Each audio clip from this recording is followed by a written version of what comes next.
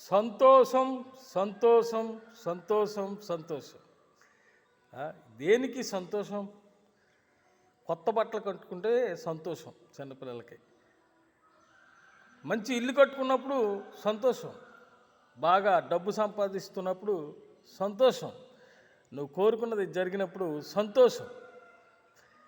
కానీ భక్తులు దేనిని బట్టి సంతోషపడ్డారు అని కనుక గమనిస్తే, నేను దావీదు గారు, పౌలు మహాశయుడు, యోహాను లాంటి భక్తులు దేనిని బట్టి సంతోషపడ్డారో మీతో చెప్తాను నేను.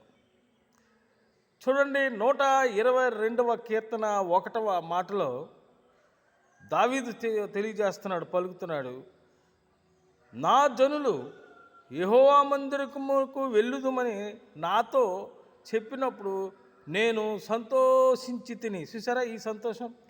ఇది భౌతిక సంబంధమైన, లోక సంబంధమైన సంతోషం కాదు, ఇది దైవ సంబంధమైన సంతోషం.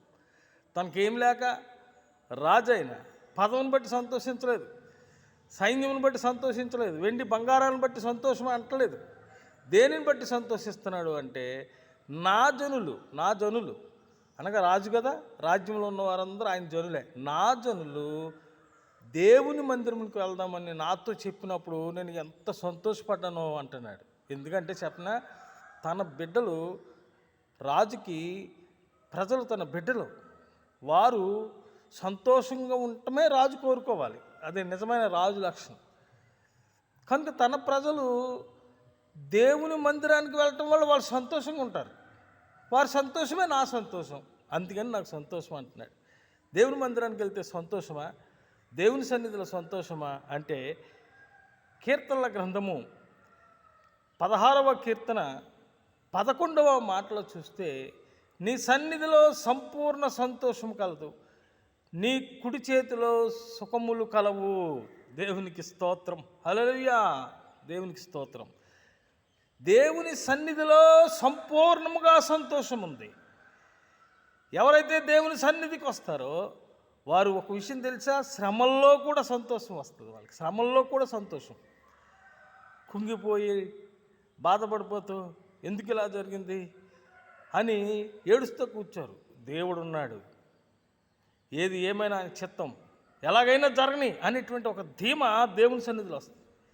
అప్పుడు చింత కాస్త మటుమాయమైపోయి సంతోషముగా మారిపోద్ది, అంగలార్పు నాట్యంగా మారిపోద్ది.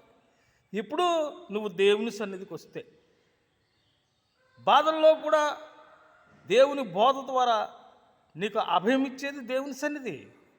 దేవుని సన్నిధికి వచ్చిన వాడు సంతోషంగా ఉంటాడు. ఈ విషయము రాజైన దావీదుకు తెలుసు.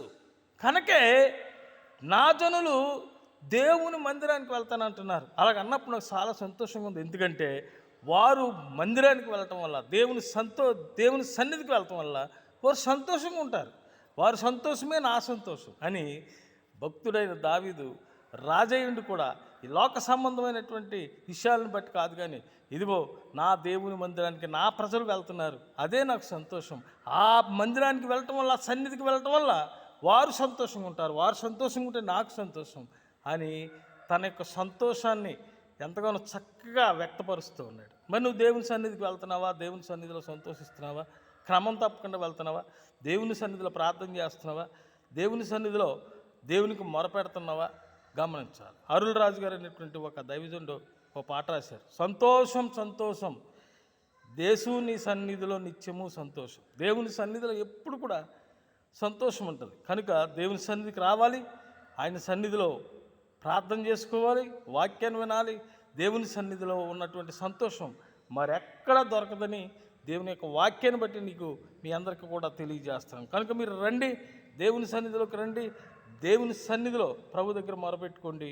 దావీదు అన్నట్టు దేవుని సన్నిధిలో సంతోషం ఉంది, సంతోషం ఉంది, సంతోషం ఉంది. హల్లెలూయా.